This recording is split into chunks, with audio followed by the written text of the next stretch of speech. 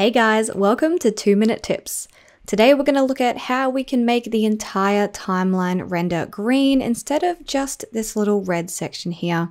If we press enter right now, all it's going to do is render this very small section here. And it's going to leave the rest of the timeline yellow. If we're working with big files, the footage could still look really glitchy and be difficult to edit. So to make that entire timeline go green, we are going to select this little hamburger toggle here, turn on the work area bar. Then what we have to do, make sure the timeline is selected, go up to Sequence, Render Entire Work Area. And here we have our beautiful full green bar. If we now make a new sequence,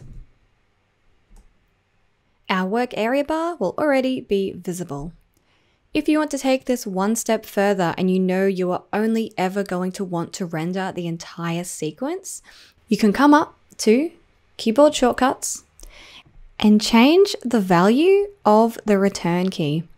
Go into your search, type in render entire work area, delete return from render effects in work area, drag and drop render entire work area onto the return key. Click OK, and your timeline will always render the entire work area.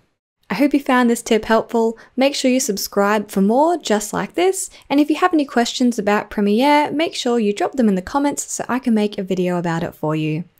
Remember to never stop creating. I'll see you next time.